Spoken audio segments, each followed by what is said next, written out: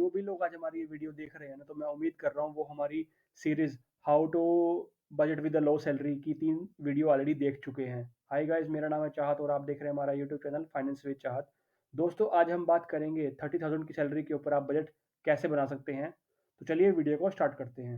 दोस्तों, अब बात करते हैं फाइनेंशियल चैलेंजेस की। ठीक है, तो उसमें पहला ऑप्शन आता है रियलिस्टिक एक्सपेक्टेशन। तो कई बार क्या होता है, लोग सैलरी बढ़ते ही अपने शौक भी बढ़ा लेते हैं। एंड्रॉयड से आईफोन में शिफ्ट हो जाते हैं और बाइक से गाड़ी में शिफ्ट हो जाते हैं। तो हमें अपनी एक्सपेक्टेशन को रियलिस्टिक रखना है। ठीक है, अपने शौक इतने नहीं बढ़ाने, अपनी सैलरी बढ़ने के हिसाब से। सेकंड आता है क्रिएट अ बजट। जो भी हम खर्चा कर रहे हैं, जो भी हमारी इनकम आ रही है, हमें उनको प्रॉपर ट्रैक करना है और एक बजट क्रिएट करके रखना पड़ता है हमें। दोस्तों, नेक्स्ट पॉइंट आता है एक्सपेंस की ट्रैकिंग का, यानी कि जो भी हम खर्चे कर रहे हैं ना, उसको प्रॉपर्ली हमें ट्रैक करना पड़ेगा। तो फर्स्ट उसके अंदर आता है बजटिंग का। हमें बजट बनाना पड़ेगा ताकि हम इनकम को, एक्सपेंसेस को ट्रैक कर सकें और हमें अलग अलग कैटेगरी के हिसाब से अलग अलग अपनी लिमिट डिफाइन करनी पड़ेगी। उस लिमिट से ज़्यादा आप खर्चे नहीं कर सकते एक मंथ के अंदर। सेकंड आता है कटिंग कॉस्ट। हमें अननेसेसरी खर्चे को कट करना है, रिड्यूस करना है।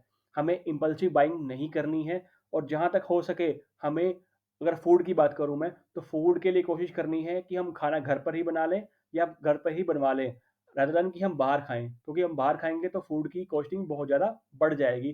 तो हमें अपने एक्सपेंसेस को कट शॉर्ट करना पड़ेगा। तो हमने बजट तो बना लिया, अपने खर्चों को भी कट शॉर्ट कर लिया। अब हमें पैसे वो जो बचे हैं, हमें इन्वेस्टमेंट करनी है, सेविंग करनी है।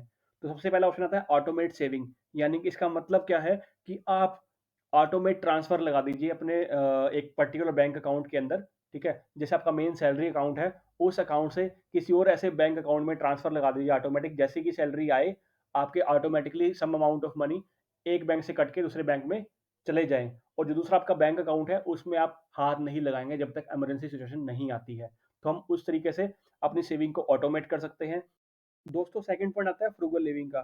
फ्रूगल लिविंग क्या होता है? एक ऐसा लाइफ़स्टाइल या हैबिट मेंटेन करना जिसमें हम सिर्फ़ वही खर्चे करते हैं जो हमारे लिए एसेंशियल हैं, जो अनअवॉइडेबल हैं। ठीक है? इसके अलावा क्या करते हैं, इससे अगर हम ये लाइफ़स्टाइल अपनाते हैं तो हम बहुत सारे पैसे सेव कर सकते हैं और उस पैसे को किसी काम पे लगा सकते हैं। दोस्तों, लास्ट स्ट्रैटेजी आती है स्मॉल बट कंसिस्टेंट। यानी कि हम छोटा-छोटा अमाउंट इन्वेस्ट करेंगे लेकिन कंसिस्टेंट रहेंगे, कभी भी अपना रिदम ब्रेक नहीं करेंगे उसके अंदर। अगर हम ऐसा करते हैं तो हमारा वो पैसा एक लंबे टाइम के बाद बहुत ज़्यादा हमें अर्निंग देगा, हमारी फाइनेंशियल कंडीशन को इम्प्रूव कर देगा और हमारा रिटायरमेंट का पीरियड बहुत आसानी से कट जाएगा। तो जैसे कि हमारी सैलरी 30,000 रुपए है, हमने बजटिंग कर ली, खर्चे अपने ट्रैक कर लिए, खर्चे कम कर लिए, लेकिन उसके साथ ऐड ऑन हमें इनकम भी इंक्रीज़ करनी पड़ेगी। इसके लिए हमें साइड हसल करनी पड़ेगी, कुछ ना कुछ साइड बिज़नेस या अपना फ्रीलांसिंग का काम करना पड़ेगा। सेकंड आ गया इसके अंदर मोनेटाइज़ योर स्किल्स। यानी कि जो भी चीज़ हम अच्छी आती है, हमें अच्छी आती है, हम गिटार बजाने में अच्छे हैं या हमें पेंटिंग अच्छी आती है, तो हमें उस स्किल को मोनेटाइज़ करना पड़ेगा। यानी कि उस स्किल को एज़ अ प्रोफ़ेशन ऐड करना पड़ेगा ताकि हम उस स्किल से पैसे कमा सकें। थर्ड आ गया part time job. Part time job में क्या हो गया, आपको जॉब का टाइम बचता है, सैटरडे संडे जैसे बचता है, तो आपको उसके अंदर कुछ ना कुछ कहीं पे काम करना पड़ेगा, कहीं पे वर्क करना पड़ेगा ताकि आप एक ऐड ऑन इनकम जनरेट कर पाओ उस वर्किंग से। दोस्तों, अब आपने सेविंग भी कर ली, साइड हसल भी कर ली, तो आपके पास पैसे आ गए। ठीक है? अब आपको पैसे कहाँ इन्वेस्ट करने चाहिए? पहला ऑप्शन है स्टॉक मार्केट। आप डिफरेंट डिफरेंट कंपनीज के स्टॉक परचेज कर सकते हैं। सेकंड आ गया प्रॉपर्टी, यानी कि रियल एस्टेट। यहाँ से आप, अगर कोई आप दुकान खरीदते हैं, ठीक है, तो वहाँ से आपको मंथली इनकम मिल जाएगी रेंटल के बेसिस के ऊपर।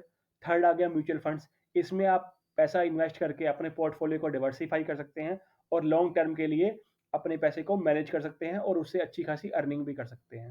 दोस्तों, अब आते हैं कंक्लूजन के ऊपर, यानी कि इस वीडियो से हमें क्या सीखने को मिला। इस वीडियो में हमने बात करी, अपने को बजट बनाना पड़ेगा, एक्सपेंसेस को ट्रैक करना पड़ेगा, इसके अलावा फ्रूगल लिविंग तरीके से जीना पड़ेगा और साइड हसल करनी पड़ेगी, साइड बिजनेस करना पड़ेगा, अपना एक इनकम सोर्स क्रिएट करना पड़ेगा। उससे हमारे जो पैसे इकट्ठे होंगे, हम उनको स्टॉक्स के अंदर, म्यूचुअल फंड्स के अंदर या फिर रियल एस्टेट के अंदर लगा सकते हैं। दोस्तों, इस वीडियो पर मैंने टारगेट लिया है 600 लाइक्स का। आई होप आप जैसे हमें सपोर्ट करते हैं, आज भी वैसे ही करेंगे और 600 का टारगेट अचीव करने में हमें हेल्प करेंगे। दोस्तों, आज की वीडियो में इतना ही।